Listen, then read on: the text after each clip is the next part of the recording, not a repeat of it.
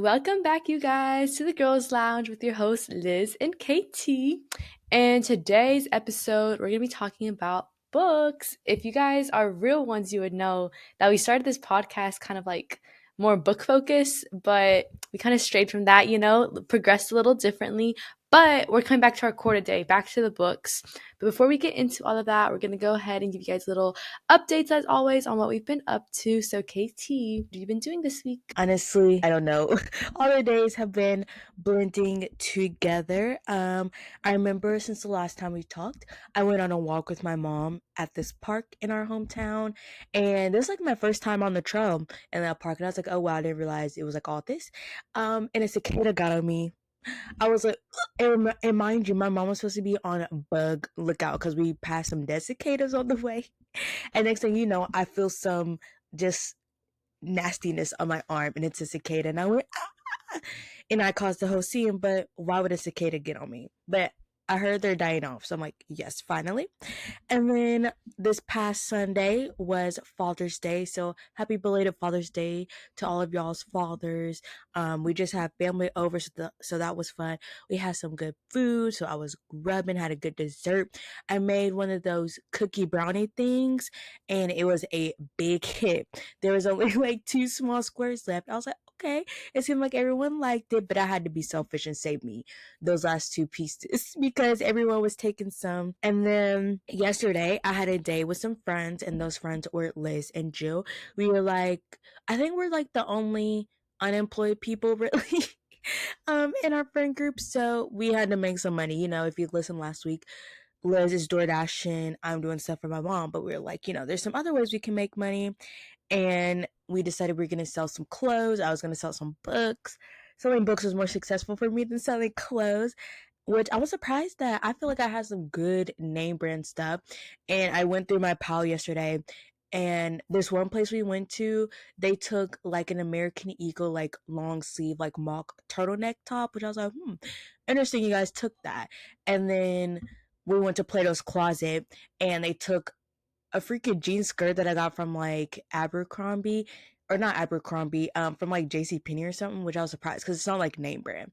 And then they took my pink Tommy Hilfiger shirt. So in total for my clothes, I got like $7. And then I got $36 for my books. So I was like, yeah. And that's pretty much it. Even though getting a lot of money didn't work out too well for me, it did work out for our friend Jill. So I'm happy for her about that. But I am sad about it for me. On the cicada thing, I really do think that they are dying because I was just outside and my house, it was like, I swear this was the cicada hub because if you'd be outside, that's all you could hear. Like, if you're trying to talk to someone, you couldn't hear the other person. You would just hear them cicadas buzzing around. But I think that they're drowning in the rain, Kennedy. I think you manifested that because it's been raining a lot here in Kentucky and I went outside and it's raining and I didn't hear no buzzing. So I think that they are dying finally. Had enough of those. And then for my little update, I, like Kennedy, don't know what I've been doing this week. I feel like this week was really weird because I swear we were just recording for last week's episode and it just like blurred. I truly don't. I was looking through my photos and even my photos look like a blur of like what I was doing. But I've just been like door dashing and then working with my parents. And then I know I made a promise to you guys last week that whenever we recorded again, my room would be spotless and clean. And I haven't fulfilled that promise, but I have made progress. I'm back to sleeping in my bed. I cleared out my bed. I'm right now going through my closet, which is the part that I've been dreading the most. But I have a pile that I'm gonna like get rid of. Maybe we'll see if I have luck at the Plato's Closet and the Clothes Mentor, not Clothes Mentor, Cheapskates, whatever those stores where you sell the clothes to. We'll see if I have some luck there. But I'm right now tackling my closet, and it's a work in progress to say the least. And not to expose Liz, and you guys don't know this, but she's not even recording in her room. She's recording in her sister's room. Dang, Katie, not you coming for me. Yeah, my room, there's nowhere where like the background would look nice. So I had to switch up the locations. Yeah, today we're going cozy vibes for me. But with that being said, we are going to get into our faves of the week. So mine is this 80-degree weather. Although it has been raining and stormy, I literally thrive in this warm weather. Like yesterday when we were out, it was like in the 80s, like 81, 83. And Joe and Elizabeth were like, "Oh my god, it's so hot." And to me, I'm like, "Wow, this is perfect. This is like what dreams are made of." I'm like, "I need to move to Florida so it's even hotter." Like, I don't know why, but the heat, I just love it. Maybe it's because I'm just like a cold girly, but I just love being warm. Like, I don't, like, I wasn't even sweating or anything yesterday. So I don't know. It just felt amazing to me. Yeah, that's a controversial take.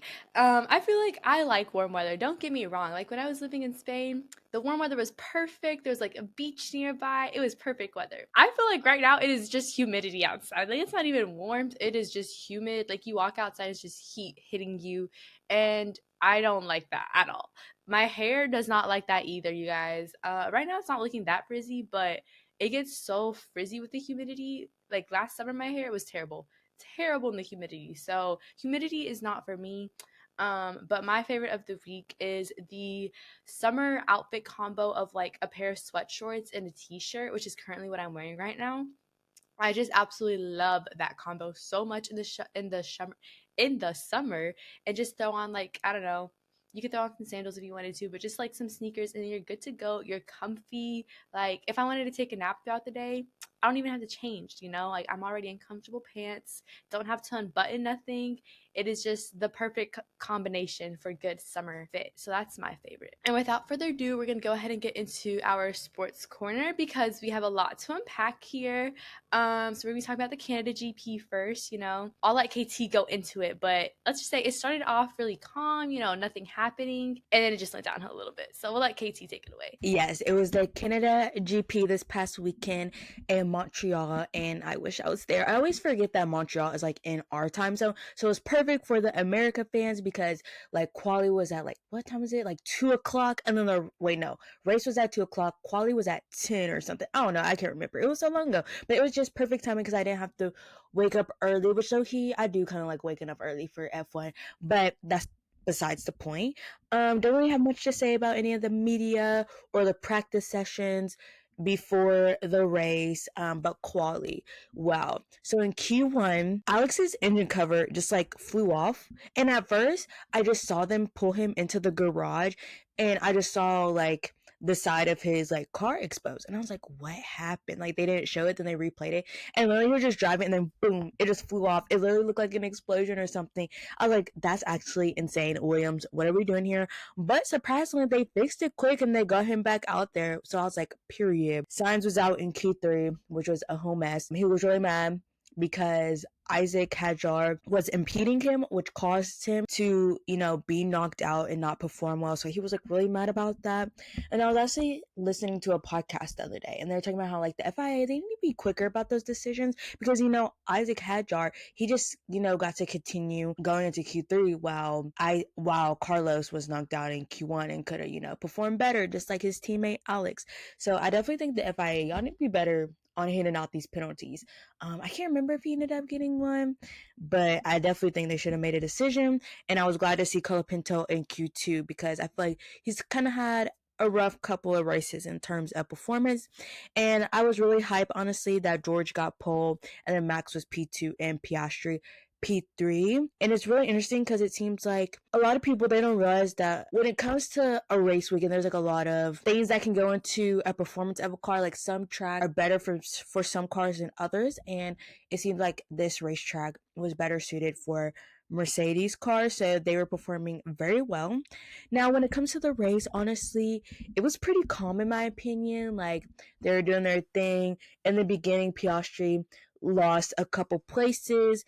That was about as exciting as it got. People were making moves, and then it was the last couple laps, and I just knew because I noticed that Lando was catching up to Oscar, and I could tell that Lando was gonna try to make a move on Oscar in a couple of laps. As an older Lord, this is not gonna be good because we all know papaya rules, and like they just let them race unless obviously like last season when it was clear that Lando was gonna be up there with the points that obviously he's gonna get prioritization, and then next thing you know. The McLarens collided, and I knew it was gonna happen. And I feel like everyone had the mindset that like it's not if they collide, it's a matter of fact of when they're gonna collide. And the Canada GP was when they collided, and Lando he was out, so his position went to like P18. It was crazy. Oscar, honestly, I mean, he still finished the race. He still performed, but it was good because Lando immediately was like, it was my fault. He thought there was a gap there, which a lot of people are being a little too harsh on him about that. They're like, what gap? He's so stupid. But I'm like, I think he knows more than we do. He knows more about American Girl dolls than we do, if you know that reference. But yeah, I was like, oof. I was like, maybe Papaya, they need to come up with some type of team orders. I know me and Liz kind of talked about this, and we both like how there's not like a number one, number two driver. But I do think at certain points, they should maybe step in. I don't know what that will look like, but like if Oscar was in contention to fight for a podium, which I think he was, then maybe we shouldn't be racing each other because they're just creating more of a gap for Kimi to pull away. But that's neither here or there.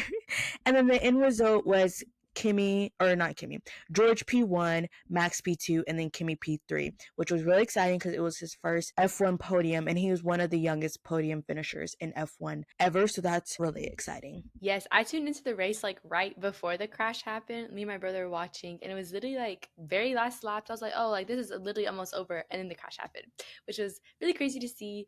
Definitely, I feel like to the outside, it looks like there might have been more room, but I feel like when you're inside the car and you're going at like the speed that you're going, you can't like calculate accurately. I don't know. I feel like that might play into effect. And then just all the adrenaline that you're going through, and then the car's like pulling you back and forth, I don't know. I feel like it's an easy mistake to make if you're trying to pass. But yes, Kimi, I'm so excited for Kimi. That made it all worth it because he got his first podium. He's been doing really, really good out of like all of the rookies. I feel like he's been doing the best. He's been like getting points almost like every race, I feel like. And he finally got his podium, and just seeing him like so happy. And then we all know that George and Max, they're not besties. But they were like, I guess they put that aside, for Kimi, and they were like all spraying him with the champagne. And then I love the clip where Kimi like sprays himself with the champagne, and then like all like the memes that came out of it of like Kimi can't go to school now, he's gonna be blind, he can't see. But yeah, that's all I have to say. Yeah, honestly, Kimmy and Isaac Hadjar have been really doing their thing.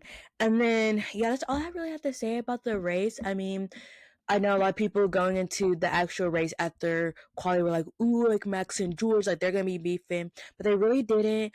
I'm not a Merc girly, but I've been waiting for a George win this season and like a Mercedes podium to see Kimmy up there. So I'm happy that I got that this race, even though McLaren and Ferrari gave me pain this weekend. But it's honestly kind of crazy how like Ferrari, they're still second in the Constructors Championship in terms of teams, yet we go through pain every weekend. So it's like we're doing something right, but at the same time we're doing something wrong.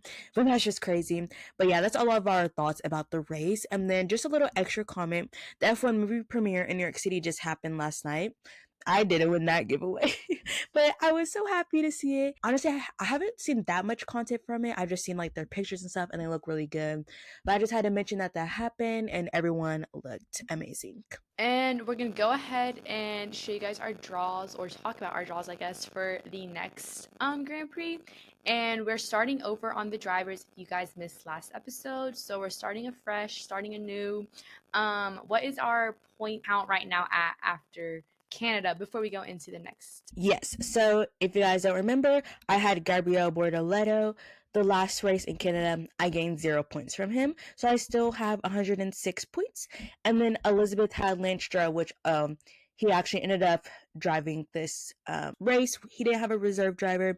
And then Franco Colapinto and Liz gained 3 points because Franco Colapinto finished ahead of Pierre Gasly. So finished ahead of teammate plus 3 points. So Elizabeth now has 72 points. How many points are you at, KT? 106. Okay, we're making progress. Yeah. And now we're gonna go ahead and tell you guys our drivers for the next Grand Prix. So for Kennedy's drivers, she's She has Gabriel Bortoletto again, and then she has Charles Leclerc. I'm happy with Charles. Ferrari don't disappoint me. And then Elizabeth has George Russell and Oscar Piastri. So solid lineup for both of us. Yeah, I feel some points coming in my favor. And now we're gonna go ahead and get into our pop culture segment. And I swear, one week the girlies are silent. They got nothing going on. And then the next week, everything wants to happen. So of course, this week everything has happened. So we have a lot to talk to you guys about. So first, just quick little news. Dua Lipa and Callum Turner are engaged, and that's only significant to me because what do you mean Callum Turner's engaged? But at least it's to Dua Lipa, so it's fine. I completely missed out on that engagement announcement. Did not know Dua Lipa was engaged at all. Yeah, it was like a recent thing. I think she might have said in like a article or something that they're engaged, and I was like, oh, this is what dreams are made of, I guess. And then our next one is Pope from Outer Banks. I don't know his actual name actually, but he's going to be playing Snoop Dogg in the biopic that's coming out. I think that's a really good casting. Not gonna lie, I really like his character in OBX. Although I mean that I feel like that is like his character. I don't know how he is like as a person and everything, but I feel like he gives the vibe that it's kind of similar. I don't know, but I think it'll be a good casting. I agree. When I saw the news, I was like, I sent it to, like my brother and my mom, and my brother was like, he doesn't really look like him. And I'm like, true. But then if you look up young Snoop Dogg, there's actually a pretty there's a little bit of resemblance, and I assume it's gonna be like about Snoop Dogg's early years. So I think it is a really good casting. His real name is Jonathan Davis, and the BET Awards just happened, and Jonathan Davis was like with Snoop Dogg and his people, and I'm really excited to see him in a different role because I just really like him as an actor, and I want to see him in more things. I'm looking at the pictures right now of him like younger, and I think that definitely is. There's like obviously it's not gonna be exactly, they're not gonna be twins, but there is some resemblance. And I don't think that we're gonna see him like as Snoop Dogg now because there I see absolutely no resemblance. The AI is gonna be doing some work there, but I think that it'll be good. I think so too. I think it's something about like the nose or something. Like I don't know. I feel like they could look like they were related when Snoop Dogg is younger. And I'm like, nothing, a little bit of makeup, a little hair and costume, some editing can't fix. And then our next thing is Sabrina announced she's coming out with her new album, and there's some controversy behind this. So the new album's gonna be called Man's Best Friend. It's coming out in August, which I feel like is a really quick turnaround, not gonna lie. And then the controversial part is the Man's Best Friend, like the title, tied in with the album cover. So if you guys haven't seen it, you should look it up. But it's basically like Sabrina's like on her knees, and there's like you can't see who the person is, but it's like legs, which we're all assuming that it's a man and everything.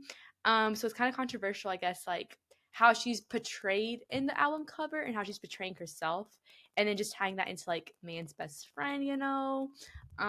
Yeah, Casey can go in a little bit more detail. Yeah, I might put the album cover on the screen if I remember. I should remember. But yeah, a lot of people think it's kind of like, degrading and stuff. There's very polarizing things. They're like, one main argument I'm not sure about is people are always like, in this current political climate, but I'm like, have you guys ever open a history book? When has there never, the political climate has always been crazy. I don't know what you guys are talking about. But anyways, besides that, a lot of people think it's just mostly degrading, not a good look for women. But here's what I think the album's going to be. I think it's going to be kind of like a creative, play on words type of thing, or like symbolic in a way, in the terms of like her first single from it, Man Child. It's just gonna be about just kind of how I don't know how to describe it. Like, if you're a man and you already think I'm this way, I'm gonna show you. That doesn't make any sense. Basically, like, it's a play on words, I assume. I described it better in text, but I can't do it now because it's early for me. I do think it is going to be like a play on words, and honestly, I wouldn't be surprised if it's not even a man. If it's like a woman or something. I think that's gonna be like the play on words or something. And I feel like it's all very calculated, I guess, with like getting more media attention and getting people to talk about it, because obviously people are talking about it and they're like, you either agree with the album cover and you're like, oh, that's like cool, or you're like, I don't like how she's portraying women and all that stuff, or like portraying herself, and I like that's her image and everything that she's creating. Especially because she is towards like a younger audience, I feel like. So I feel like that is like one side of the argument, but I feel like either way, like whatever side of the coin you're on, you're gonna tune into this album to see what it's all about based on that cover. So I feel like it's all honestly is like her marketing team is just out there doing their thing. But I do think that it is going to be a play on words. I feel like the songs are going to have like, I don't know, they're going to have something to them. Okay, I kind of remember what I was trying to say earlier. It's kind of like men treat women like dogs, and a dog is like, known as a man's best friend. So she's playing into that, and I think the songs are all going to be about men treating her bad. Honestly, just like Man Child was about like, oh, he's stupid, dumb, slow. So it's just going to be that. And then especially with like her breakup with that one man, I feel like we're gonna have some interesting songs coming out of this album. Exactly what Liz said. And then our last bit of pop culture news. So, as we all know, Father's Day was this past Sunday. And if we can remember back to Mother's Day, there was big controversy because Justin Bieber was like, honestly, Mother's Day sucks, which is crazy because it is his wife's Hailey Bieber's first Mother's Day, and he just honestly feeds into the rumors that he hates his wife because he does stuff like this. And so Hailey Bieber tried to have her Father's Day sucks moment, trying to poke fun. But I feel like they're the only two people in on the joke. Like, I feel like Hailey's trying to make a joke, but no one's laughing. Like, girl, let's just retire that joke. Let's just be happy that these days exist and that you guys have a healthy little baby. And let's just focus on that and stay off social media. Yeah, I think that couple, they just need to get off social media. I think, the meta people, whatever, whoever's behind all those social media networks needs to take matters into their own hands and just do them a favor and get off of it. They just make it worse for themselves. I swear. I think that they have no like marketing PR team that's working for them, or if they are, I don't know what work they're doing because where's the damage control afterwards? I feel like there never is damage control. It's always something new in that household. Yeah, I think she just needs to focus on her makeup brand, and he needs to focus on whatever it is he does. Maybe therapy? Yeah, see, I know that they can afford therapy, so let's find them a therapist because they need some help. What she said. And then one final little pop culture thing that Katie forgot to put on here, but last week, the Summer I Turned Pretty official trailer for season 3 was released, and I'm so excited for the season, you guys. Like, it's all I'm gonna be talking about when it comes out, because if you guys haven't watched the trailer, I don't know what you're doing, because what could you possibly doing other than watching this 3-minute video? But there's like a lot of different theories in the trailer. From what we're seeing in the trailer, we're going to be getting a lot of Jeremiah and Belly scenes, which personally I don't like that. But we're also getting some like Conrad and Belly having like heart to heart moments a little bit in the trailer. And then there is obviously the moment where there's like a car crash of sorts, and people are thinking that Steven dies. I personally have not read the books, so I don't know what happens. I'm going into this completely blind. I think Kennedy's finished all the books, so she knows what's going to happen. But I don't know. People are thinking Steven dies, and then yeah, because he's not at the wedding scene. There's just a lot of theories circulating around, and I think that Jenny Han is going to follow the book. I think that the show is going to follow the book ending, because a lot of people were like theorizing that it's not going to follow the book ending, but I think it will be following the book ending. It better be. Yeah, I think so. I have read all 3 books. I'm gonna try to explain as much, like, my thoughts without spoiling anything. But yeah, it seems like the season is gonna follow pretty true to the book. Like, the book was mostly about Jeremiah and who she ends up with. I'm not gonna spoil it, but if you're like not stupid, you should know who she ends up with. If you're not a Jeremiah stan, then you should know who she ends up with at the end. And so who she ends up with at the end is like very like, that's not really part of the book. It's like really towards the end. Like, most of the book really is Belly and Jeremiah and the whole mess. And it seems like they really took the major craziness of season 3 or book 3 and put it into season 3. Like, we see the wedding, Belly's mom not approving, Jeremiah punching Conrad. Like, yeah, that was all in the trailer and that was in the book. Now, the car crash, that is some creative direction. Now, I will say, Steven, he does not play a role in the books like he does in the show. Like, I don't even remember Steven, honestly, after the first book in the series. But so yeah, so they kind of how to do a lot of creative direction for Taylor and Steven, because they don't play big parts, honestly, in the books. So yeah, the car crash scene is looking like some creative direction, and I don't know if I like it, because if Steven dies, Amazon Prime Video, I will be going to your headquarters and we will be having a talk. Yeah, Steven better. I feel like he was not gonna die. Cause then that would just be like it can't just because this is the final season. I feel like it can't end with him like literally dead, you know? So he better not be dying. I think they're just trying to scare us and make us think that he's not gonna die, that he is gonna die, but he's gonna survive, you guys. He has to be at the wedding. They're already not gonna have what's her name, Susanna. So they have to have Steven. I think maybe like he's gonna have a car crash, but he's gonna make it. But maybe he's like not in this, not at the wedding because he's in the hospital. Oh my god, because he's in the hospital, because we see like Taylor what looks like in a hospital room like crying in the trailer. So I assume like he's at least like he made it out the crash. Maybe he's like in a coma or something, or maybe he's like sleeping and she's just like, oh my god, I'm crying.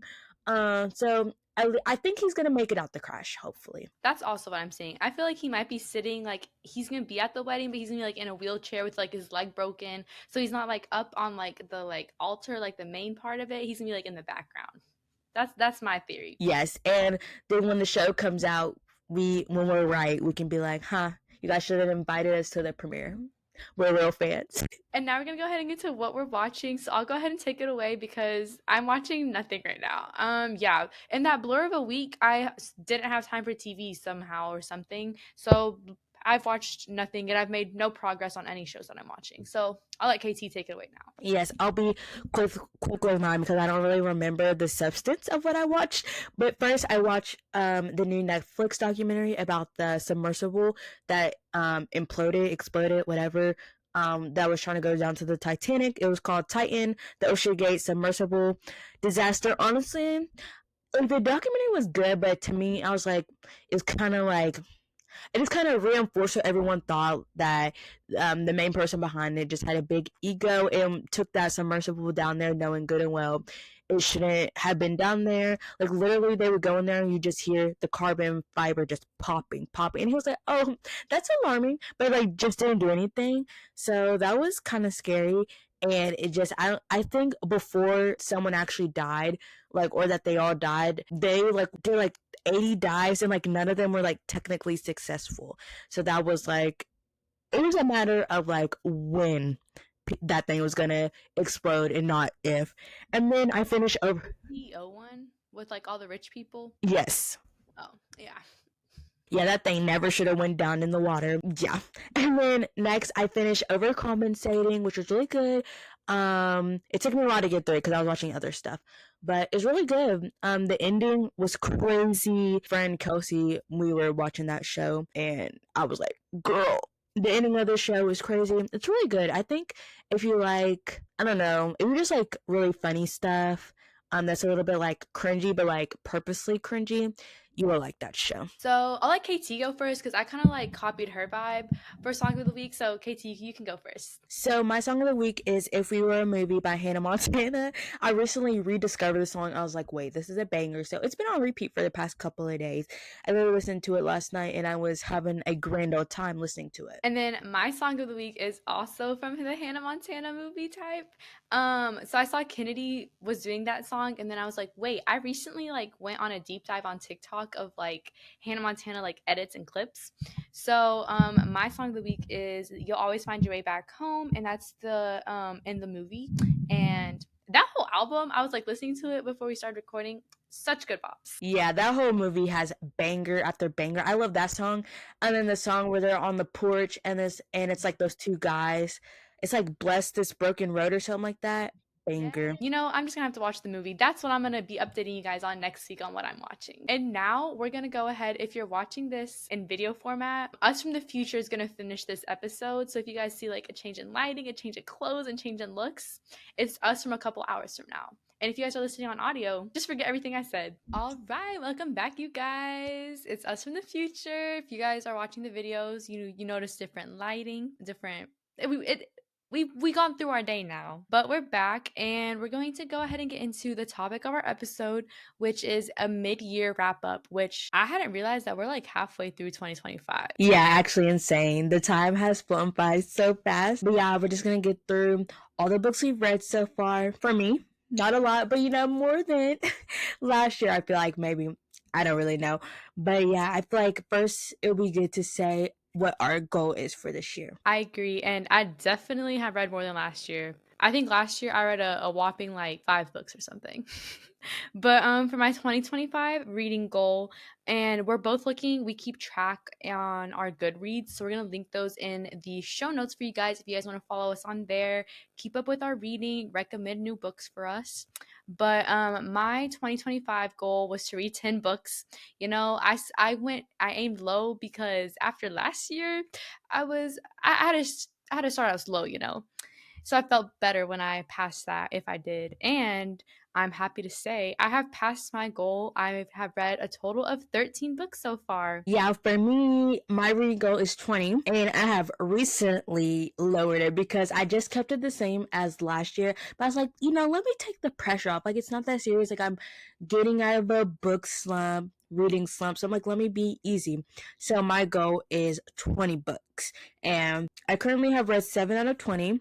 I just need to read 2 more books to get back on track. So I feel like with that being a lot lower to get back on track versus like I think was my original goal was like 14 books to get back on track. So this feels a lot more manageable, especially since I'm still, getting out of a reading slump. And I think definitely, KT, on our beach vacation, surely you get back on track with that, you know? The beach, I feel like that's the perfect reading vibe. Yeah, and the long drive there. So now we're gonna go ahead and just like walk through you guys what books we read so far, give our little thoughts, maybe like a quick little summary on it, you know, just to give you guys an idea if you also need new books to read. So the first book I read of 2025 was called The Wedding People by Allison Espoch. I don't know how you say the last name. But I gave this book a 5-star rating. I really, really loved it. It's like a more lighthearted, but also has like super heavy uh themes that are like really deep and everything. Like it goes over suicide and death and just I'd never read a book where you like talk about death and suicide in that way, and I really, really enjoyed this book. For me, my first book was a fantasy read, which I feel like this year I'm slowly turning into a fantasy girly. And my first book was Legend Born by Tracy Dion. I gave this book a 5 star. So it was the first 5 star of the year, plus the first read of the book. So that was already giving me high hopes. So basically, it's about this girl who she's young and gifted. She's like 16 and she is accepted into like this gifted program at UNC Chapel Hill. But little does she know that there's like a whole like secret society full of magical people, and it's like tied in with King Arthur and the Knight's Table and that whole lore and story. So it's really interesting. I ate it up so quick, and it also has like a little bit of like a romance subplot, and I love the friendships. The stakes are high, the action is actioning, and it's very good. So I definitely would recommend it. My next book was The Ministry of Time by Kayleen Bradley. This book I feel like was super highly ranked. I feel like everybody was talking about it and I didn't love it. I gave it a 3.5 out of 5 stars. Leaning more now towards a 3 now that I'm like, it's settled and everything. But this book basically it is this girl who's working for like the British ministry, and this is like in the future, so it's very futuristic and everything, and they have unraveled or discovered, I guess, how to time travel, and they're kind of like experimenting with it, I guess, and they basically have these people from the past that they like picked up from the past and brought to the future to see how they adjust and like the risk of time travel and everything, and then it just evolves from there. And I just felt like it was really slow. I'm not gonna lie. I just didn't really vibe with it too much. Although the end, when it finally like picked up in the end, I did enjoy it. I just felt like it was really confusing going back and forth between the plots, and then sometimes the plots in the past, it was like, why do I need to know this? You know? And my next book is just a continuation of my last book. I read the second book in the Legendborn series. Oh, I probably should have said that, but Legendborn is in a book called The Legendborn Cycle. So I read the second book. I gave it a 4 out of 5 stars. Honestly, I can't remember mostly what happened, to be honest. I just remember the last 20% of that book really just entrancing me. It was a lot going on. It literally left on the biggest cliffhanger. And the third book is out, so I do need to read that very soon. My next book was Onyx Storm by Rebecca Yarros, my most anticipated read of the year, and it did not disappoint. I gave it 5 stars. It's basically the third book in the series is called the Imperium series, but Fourth Wing. That's the first book in the series, and I absolutely love this book. I thought it was amazing. It follows like the same. I don't want to spoil because but it follows the same characters in book three and everything. But the development, the character plot, the lore, it was so good. And the ending, yeah, again, bringing to her house and getting the manuscript for book number four. Yeah, low key, I'm like, I read the first Fourth Wing like book, The Fourth Wing, and I'm like, look, I want to like reread it and just like read the whole series, but that'll be like a later problem because I have so many books to read. No, I think you definitely should. I want to reread them because I read this abroad. All of these I read abroad, by the way. But I read this on my Kindle, obviously, and I have sitting at home, as you guys know, I've talked about it. My copy with the sprayed edges. I want to reread them all because book three, Kennedy. Just quick little tangent. It was so good. It was like a love letter. It was. It was just everything I needed. You need to read it. I'm gonna have to might have to download some copies on my Kindle. um, but my next book was a boring book. It was a book I had to read for school. It was called While We Buy the Science of Shopping, blah blah blah by Paco Underhill. I didn't rate the book just because it wasn't a book I chose to read. Honestly, it was kind of interesting. There's some really interesting psychological aspects of the book, just talking about the psychology of shopping between men and women that I thought were interesting. And I definitely like saw myself and like my friends and family in that book, and just realizing like, oh, like I didn't realize like this little thing could change someone's whole shopping experience, and how much of it is just like human nature. So I guess if you like businessy psychology books, you should read it, but it definitely isn't a first choice read for me. I love adding any like school books into my Goodreads. They count, you guys. My next book was called Butcher and Blackbird by Bryn Weaver, and I gave this book a 3.5 stars. And although it is a 3.5 star, I still love this book. I thought it was so good. It's more so like a cringy kind, not even cringy, but it's not like a work of art. But it basically follows these two serial killers, and they are both serial killers that like hunt other serial killers that are like actual serial killers that murder people. Like they're vigilante kind of vibes, okay? And so it's a girl and a guy, and they like meet up. They do this little not scavenger hunt, but they're like kind of scavenger hunt type vibe where they're trying to like catch a certain killer or something, and they basically like have some chemistry between them, and it just develops from there. And I ate this book up. It is apparently, as I'm looking at my Goodreads, it is a trilogy, so book two should be out there, and I will be reading. It is like different from your other like romance books, but I ate it up. If you're looking for like a quick read, nothing too serious, more lighthearted, this is a good one. Yeah, that's another series I have on my radar to read hopefully very soon. But my next book is Check and Mate by Elliot Hazelwood. I gave it a 3 out of 5 stars. I thought it was a very cute book. It's a YA book. I think it was Elliot Hazelwood's first YA book, and the whole premise is like this girl, she has a very complicated relationship with chess, but somehow she just ends up in it, and basically like the number one world chess player catches her eyes, and we just see that relationship form. And there were so many cute moments, and honestly, I was more invested in the chess than the actual relationship. Like, I wish there was a little bit more chess talk. Like, I know nothing about chess, but the way Ellie Hazelwood just wrote about it, I was like actually so invested in it. So that's like one thing I wish we got more chess talk in the book, which is kind of crazy. And two, it was more so the female main character I wasn't totally vibing with. So at some points I wasn't totally invested in like, her story, or kind of like the beginning parts of their relationship or building that connection. But other than that, I think it was a really cute story, fast paced, and it kept me interested. So I definitely would still recommend it, even though it's just kind of like a, 3 out of 5 stars for me. When I read that book, it reminded me of The Queen's Gambit on Netflix, and I loved that TV show, and that's how like I envisioned it when I was reading the book, just like the chess pieces like moving and everything. But my next book is Just for the Summer by Abby Jimenez, and this book did not disappoint. 5 stars. It was so good. I don't know why I put it off. It was everything I needed, but it follows these two friends that are travel nurses, and every month they like move and they like sign a new contract somewhere else or whatever, and they like alternate on where they're picking and everything.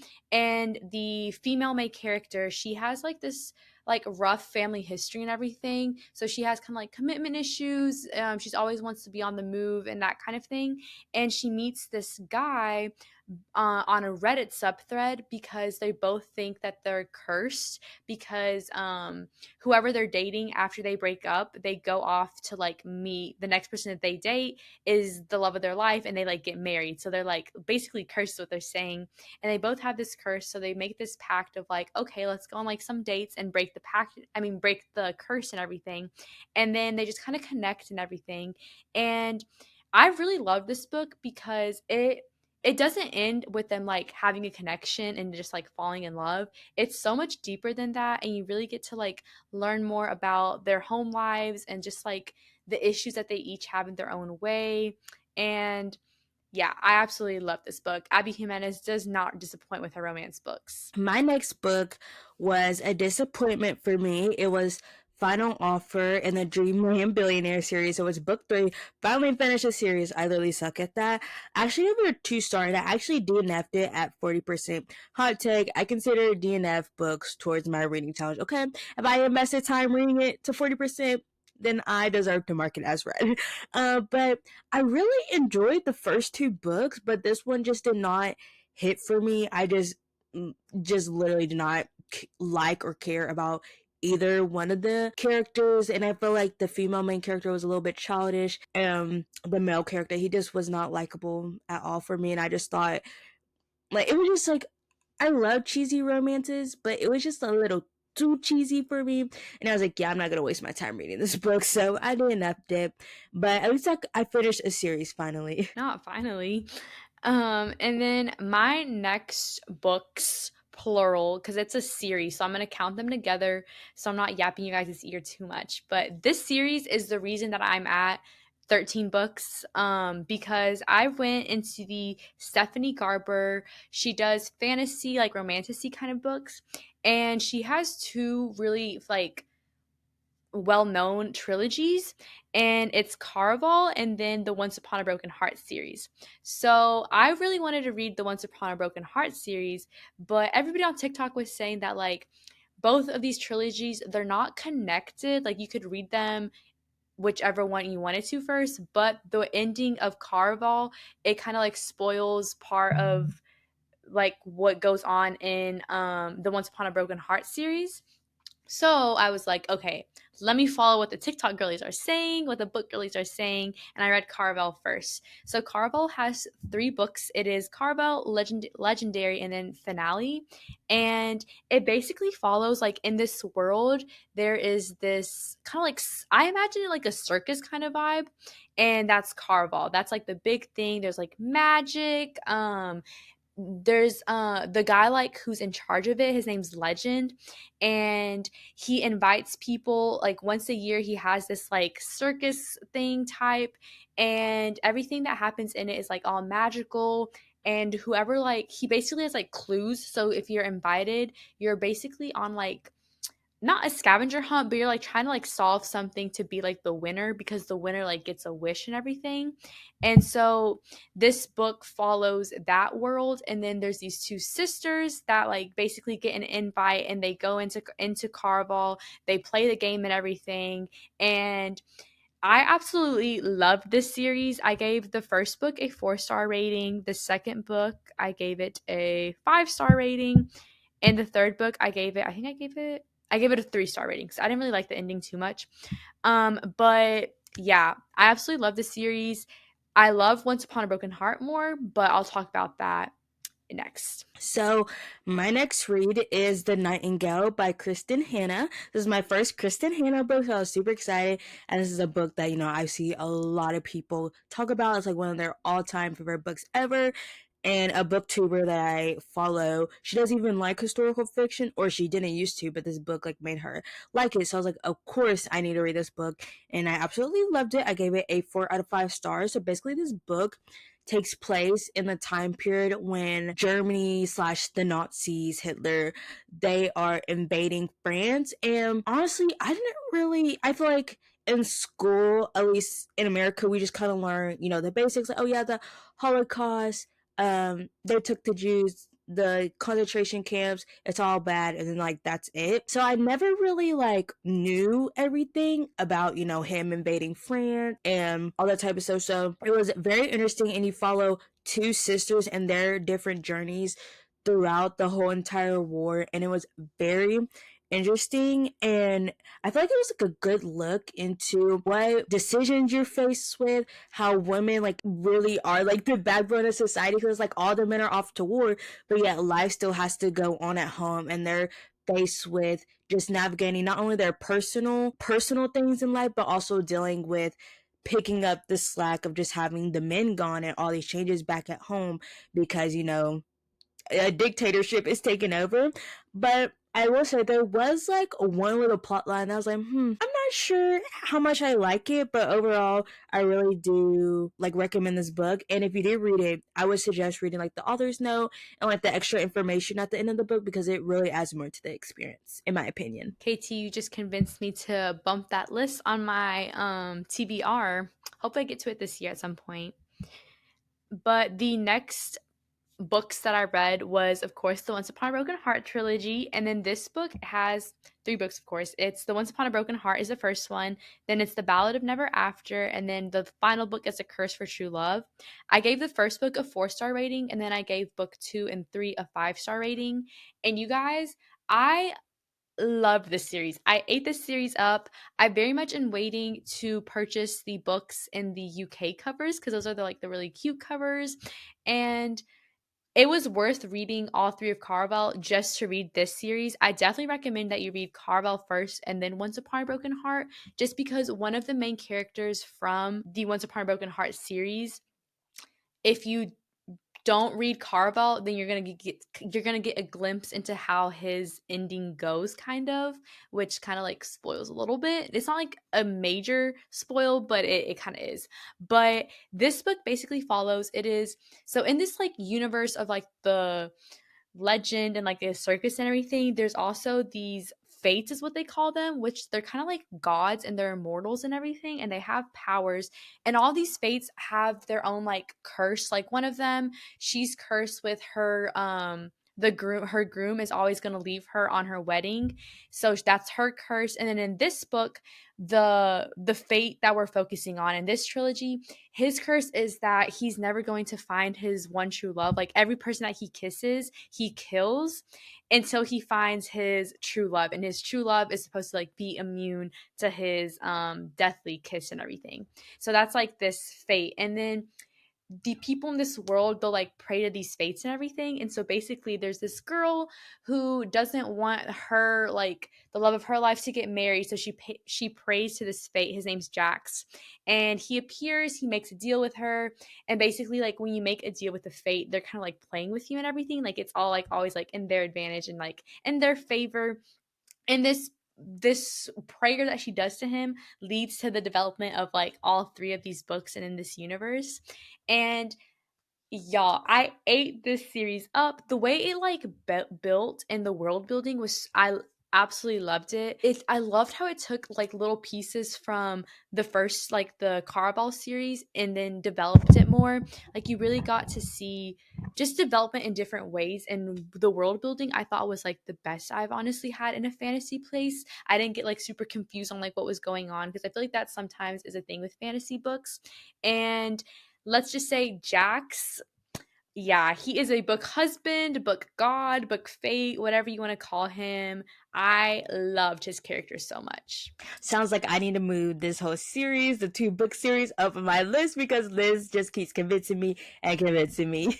Exactly. And the best part is like you finish one book and you immediately want to pick up the other one. Yeah, I need more series like that. Keep me accountable so I finish them. But my last book that I've actually read is Love Theoretically by Ali Hazelwood. I gave it a 2.5 stars. I think that sounds a little bit harsh, but I think it's a good rating. But the book just didn't hit for me. Like I enjoyed it, but it wasn't a book that like it was like an okay book, you know what I mean?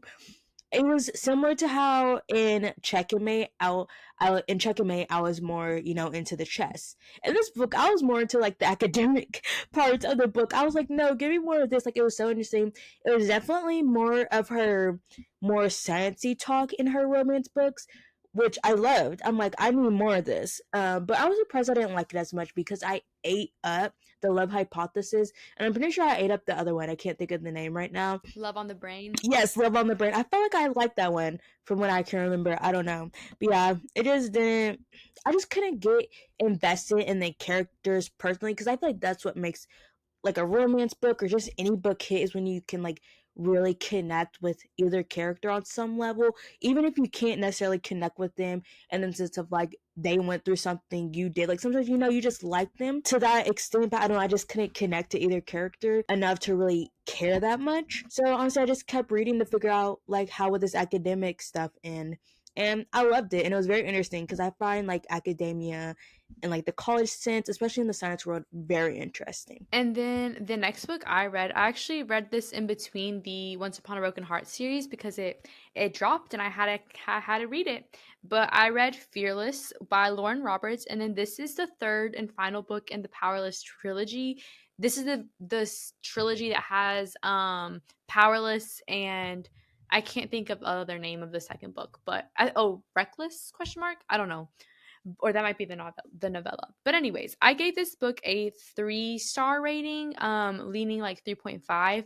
And honestly, I was surprised I gave it that rating because I've really actually enjoyed book 1 and 2, but something about book 3 I just did not love. I think it was just the way that the plot developed in the last fourth of it. I just was like, why is this happening? Why are we going this way? Like 1 plus 1 is not equaling 2 in this series. I don't know. I just felt like it was kind of giving to me like rush at the end of it. And it just didn't make sense why it went the way that it went for me. I would still like, I don't regret reading it because I needed to get the ending. And I did love all of the Kai scenes because I'm a Kai stan, but I just didn't like how the way she developed the ending. And then the final book that I have that I've read this year is The Conditions of Will by Jessa Hastings. And this book has been all over my For You page, and rightfully so. I gave it a 5-star rating. I absolutely loved this book. So it basically follows, it's set in like South Carolina, so it's very like southern, like manners, and then just I love reading that kind of book because I've never read anything that like depicts the South, I feel like it was very like the manners, the like homophobic stuff, just the way they talked. I love that part so much. But basically this book, it follows this character named Georgia, and she has 3 siblings, so there's 4 of them. And basically her and her younger brother, they are like the outcasts in their family. Like they've always been the outcasts.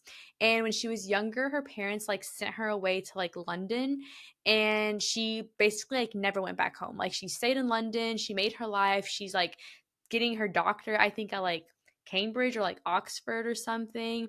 And her dad passes away, so she comes back home and she hates her home, she hates her family, she has terrible relationships with like her 2 older siblings, her mom.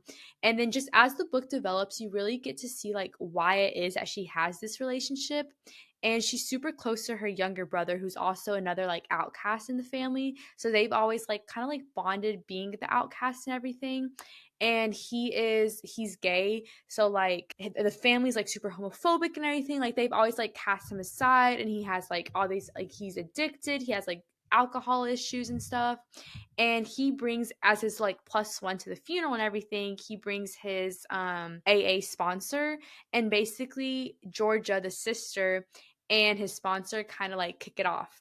And so that kind of like, you kind of develop, you see how like she interacts with the rest of her family, but at the same time, how later on this kind of like brings up some issues between her and her brother. And then it just kind of, I feel like any other book, it would have just left it at that, like, they're both in love with the same person, or like they both like that kind of vibe. But no, this book just like developed it so much further, and just the topics it talked about, I thought it talked about them really well.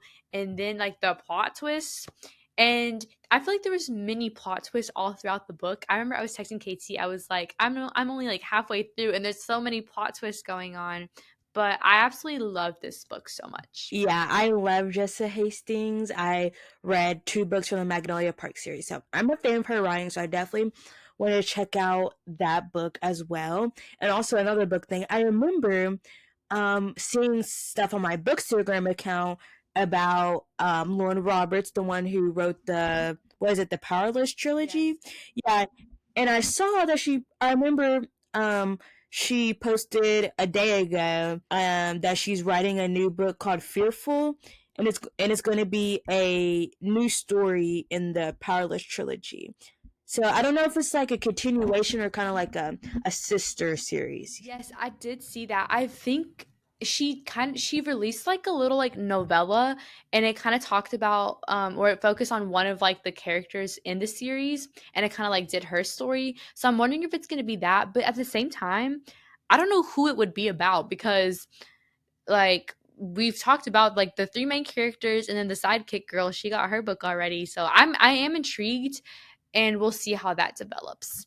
And I also, side note, I just remembered another thing that made like the Jessa Hastings book really cool is that the main character, she like has this ability where she's able to basically like read someone's body mannerisms and everything so well that she can like immediately tell if you're lying. She can tell what the people are feeling. So like as you're like reading, you're like seeing the way that she like reads everybody around her, and I thought that was just really cool. Definitely I will have to be checking out all the Magnolia Park series and everything because I really did enjoy her writing, like KT said. Yeah, and I think this could be wrong, but I think that that book exists in the same universe as the Magnolia Parks characters as well.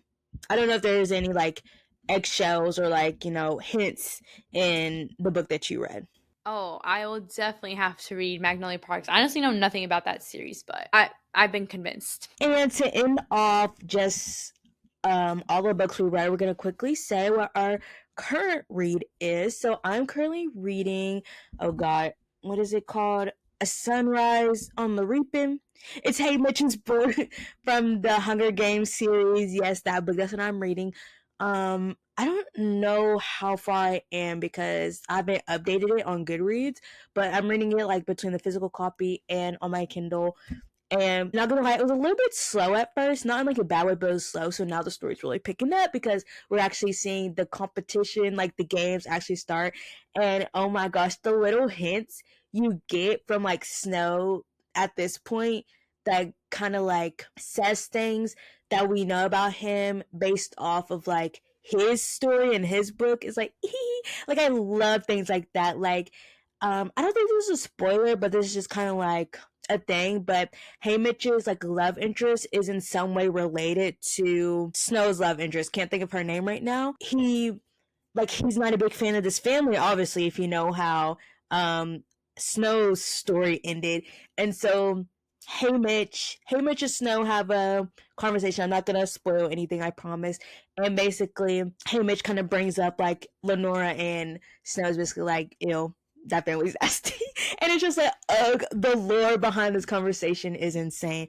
And I'm just really excited to know more about this story and just seeing like other characters that we see or that we know of in the games at this point too in the book when they're just like much younger and seeing more about their own story too. It's just like, oh, it's crazy. So I'm really excited to continue reading and even more excited to watch the movie now. And after reading this a bit, I'm like, they did amazing on the casting. Like I can easily see that actor as Hey Mitch. You know, I've never read any of the Hunger Games series, and I do want to read them, but I need to figure out like what order I should read them in, you know?